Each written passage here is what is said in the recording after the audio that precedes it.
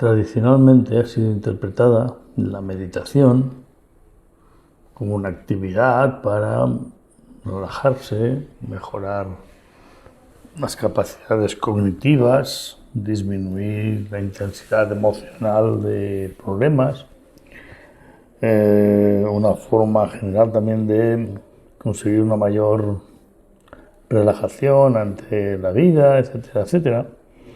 Y todos estos aspectos probablemente no están dando en el clavo de lo que es la meditación, lo cual no quiere decir que no sean consecuencias más o menos atribuibles de forma directa a la meditación.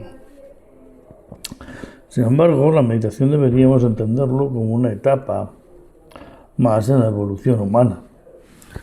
Evolución humana entendida como pensar en un niño cuando nace, pues lo primero que está cubriendo son sus necesidades fisiológicas, dormir, hacer caca, respirar, en fin, todo eso. Cuando llega la adolescencia emergen cosas emocionales y emerge también la tendencia sexual. Todo esto de buscar los nenes, nenas, las nenas, nenes y todo este rollo para estar juntos, emparejarse y todos esos rollos de ser queridos por unos o por otros de un modo bastante intenso. En la medida en que esto es así, van viniendo después más etapas. Quizás las etapas que vienen después, la juventud, la madurez, etcétera, pues no han sido muy estudiadas, pero podríamos suponer, y esto es lo que yo propongo como teoría, como una hipótesis a considerar, y que de momento lo considerarais como una hipótesis, no de creérselo o no, una hipótesis, que existe también una etapa en la cual aparece, vamos a decirlo así, en la vida de un individuo lo que podríamos llamar meditación. ¿Qué es meditación? Pues probablemente una etapa más parecida a la etapa de niñez, la etapa de adolescencia, la de juventud, la de madurez, etcétera, etcétera, y llega un momento en que si llegamos, los seres humanos están quizá pues más adelantados un poco que otros, pues probablemente entran de lleno en ello.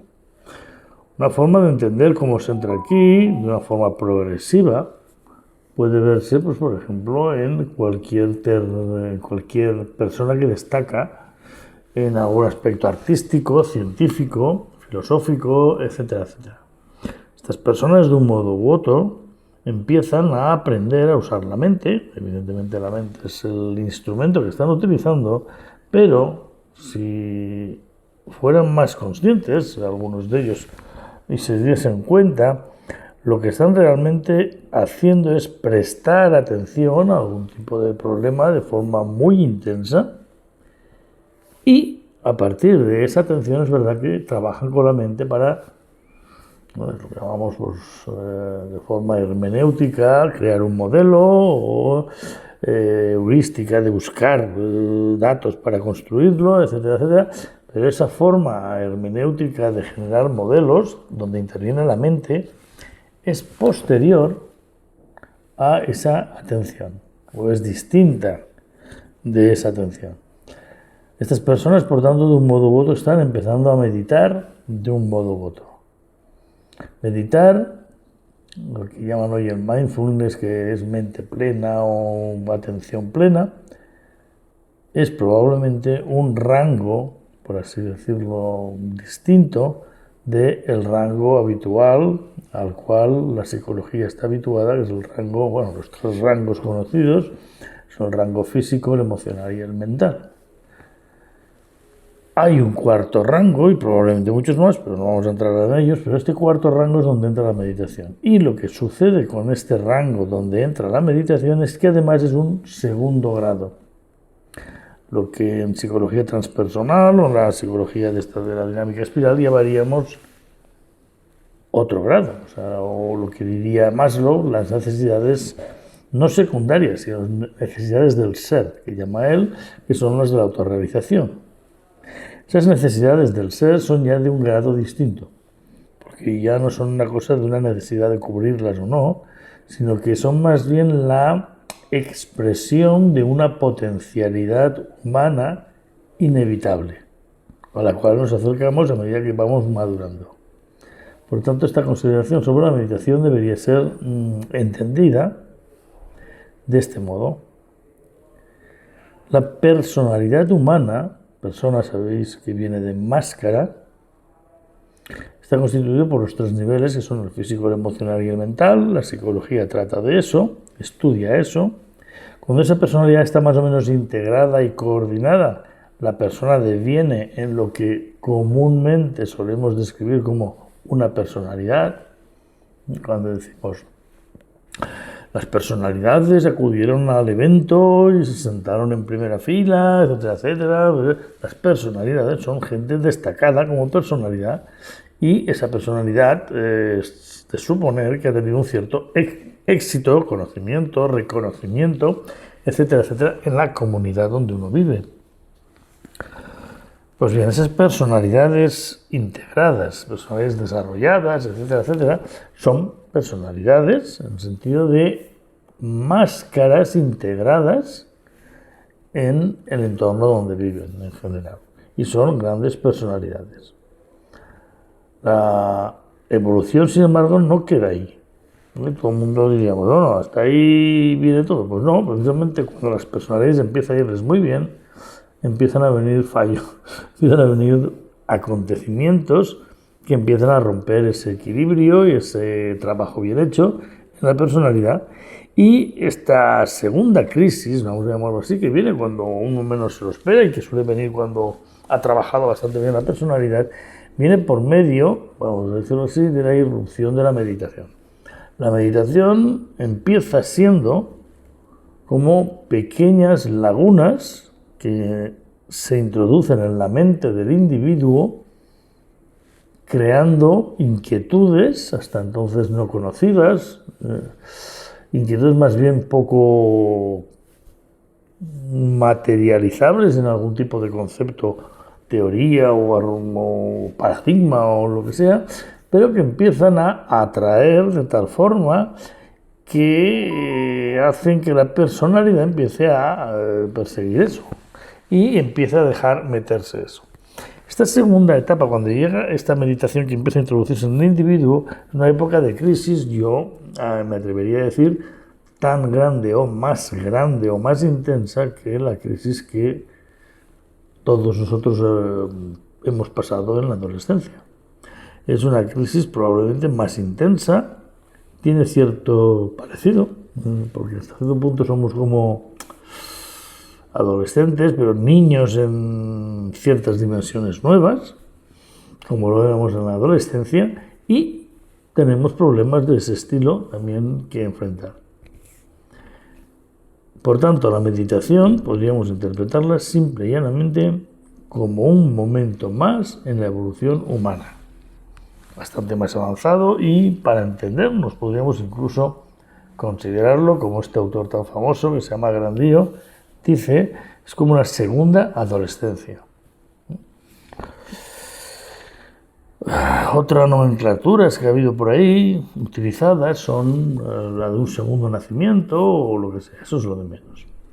La cuestión es que la meditación empieza a irrumpir en el campo de la conciencia, rompiendo, así decirlo, el equilibrio que existía en el mundo de la personalidad con sus fuerzas mentales, emocionales y físicas, más o menos integradas. La meditación empieza a romperlas porque de un modo u otro, vamos a decirlo así, esa meditación es una energía, o llámenoslo como se quiera, que es una parte de nosotros mismos más íntima aún, más profunda que todos nuestros niveles mentales, emocionales y físicos, que quedan cada vez más mostrados en la realidad mostrados como que son más bien máscaras, como dicen que personalidad viene de máscara, máscaras que ese meditador o espectador está viviendo. Hay un señor, se llama Martínez, que dice, están los pensadores y están los espectadores. Los espectadores ya se han dado cuenta de que su mente no es más que un instrumento. Entonces el pensador no solo piensa, sino que piensa, con la redundancia, piensa, acepta, cree que su mente es el mismo. Ese concepto que la mente genera de uno mismo, que es el famoso ego de todos esa parafernalia que hay hoy en día, tiene en contra del ego y tal, ese ego, evidentemente, no es más que una autorrepresentación generada por esa personalidad de sí misma gracias a la mente. No hay otro señor que esté creando esto. El que se va convirtiendo poco a poco en espectador es aquel que se va dando cuenta que ese ego, aunque es un personaje, entre comillas, muy potente y muy real en la vida de uno, primera, no es el mismo, y segunda, va identificando progresivamente en él toda esta, entre comillas, vamos a llamarlo así, falsedad, esa falta de profundidad, de identidad que tiene que ver con el, llámese, si se quiere, pues el self real o el individuo mismo que uno es. Por tanto, esta idea de la meditación creo que es más correcta, es más amplia y nos introduce también, o nos permite después ahora introducirnos en otro tipo de 1000 clases de meditaciones, en 1000 formas de entender lo que hoy en día se llama mindfulness y todo esto, y creo que aún se desarrollará mucho más en el futuro con grados superiores, etcétera, etcétera. Pero de momento lo que hay que entender es que meditar es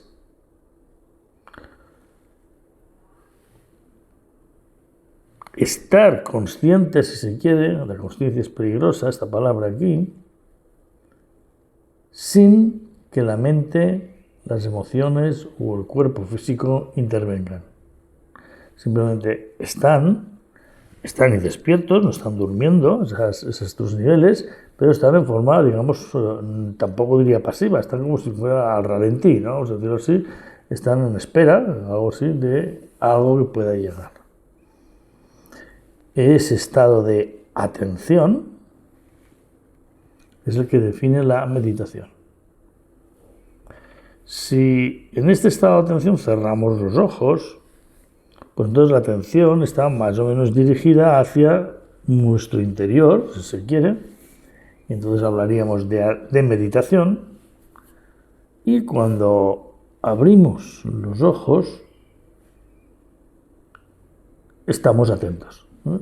Pero estar atento y estar meditando pues se diferencia única y exclusivamente en que meditando pues estamos con los ojos cerrados, vueltos hacia el interior, y en la atención es la misma meditación pero vuelta hacia fuera, hacia nuestro entorno. Claro, esto hacia nuestro entorno quizás es más interesante para todo lo que estamos hablando ahora en organizaciones, etcétera, etcétera. No quiere decir que no sea útil también hacer meditación con los ojos cerrados, pero tendría que hubiese un equilibrio entre ambas cosas, ¿no? Vale, por tanto, la meditación no es más que la capacidad no, la expresión, digamos, de algo que está más allá de la mente. Cuando algo está más allá de la mente es difícil concebirla como un concepto u objeto, que es lo único con lo cual puede trabajar la mente. Pensemos que cualquier idea, cualquier concepto, cualquier representación que tengamos son objetos materiales, si se quiere en este caso, de nivel mental, pero siguen siendo objetos, partes separadas, con piezas que nosotros hábilmente unimos unas con otras, con flechas, con cuadritos, etcétera, etcétera, para representarnos la realidad. Esa representación de la realidad sigue siendo un objeto, siguen siendo cosas. Cuando la mente intenta percibir lo que le accede vía la meditación, vamos a decirlo así, entra siempre normalmente en pensamiento o en un discurso paradójico. Paradójico quiere decir que utiliza un lenguaje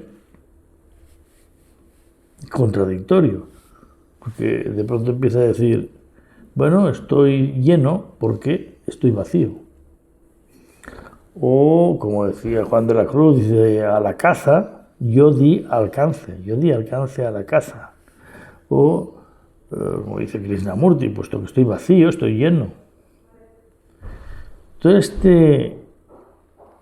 esta forma paradójica de expresarse está indicando que el problema que tiene la meditación o ese nivel de atención está más allá de la mente, y al estar más allá de la mente impide una construcción conceptual adecuada.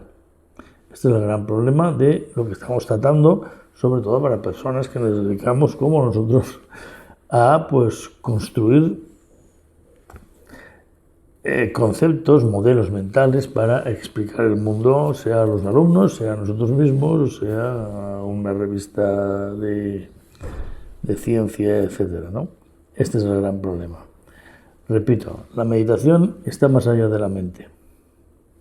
Al estar más allá de la mente, la conceptualización de ese nivel está más allá de la mente, y cualquier tipo de descripción o concepto que intente describirlo forzosamente será paradójico, será extraño, contradictorio, no nos dirá nada, parecerán tonterías lo que se está diciendo, porque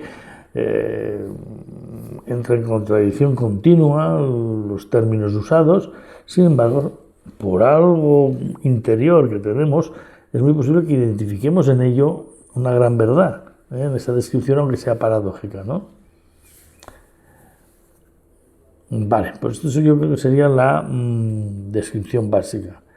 El problema de la atención, por tanto, es que intenta emerger cuando realmente aún estamos como personas muy integradas, y los dueños cuasi absolutos de nuestro cuerpo, de nuestro ser, son la mente, las emociones y las sensaciones físicas. En la medida que esos tres niveles mandan, esos tres niveles psicológicos, y están integrados en una personalidad bastante exitosa en el entorno que nos rodea, es muy posible que la atención tenga poca probabilidad de aparecer y no ser matada, así decirlo así, directamente por el pensamiento emergiendo, ¿no? Diciendo, ¿esto qué es? O ¿esto qué no es? Etcétera, etcétera. Y empezar todos otra vez con nuestras elucubraciones mentales, mental-emocionales, ¿no? Normalmente el estado humano actual es un estado intermedio entre las emociones y la mente. En los asiáticos, en los hindúes, dirían que es un estado kama manásico, ¿no? Kama, que es emociones, y manas, que es la mente, ¿no? Kama manásico es que es intermedio. Quizá la gente más avanzada, humana, empieza a ser más mental, más manásica, y la gente menos evolucionada pues es más kámica, más ligada a las emociones. Pero nosotros estamos un poco, todos de un modo u otro, en este entorno kama manásico, donde hay una continua interacción y dialéctica entre lo mental y lo emocional. Tal como nos estamos sintiendo emocionalmente, generamos pensamientos, representaciones, etcétera, y estas representaciones reciclan, ¿no?, influyen de nuevo a nuestras emociones. Esta forma de funcionar es permanente en todos nosotros, incluido el sueño, cuando estamos durmiendo. Por tanto, ni siquiera cuando dormimos, porque tenemos sueños, estamos fuera de ese movimiento, seguimos ahí.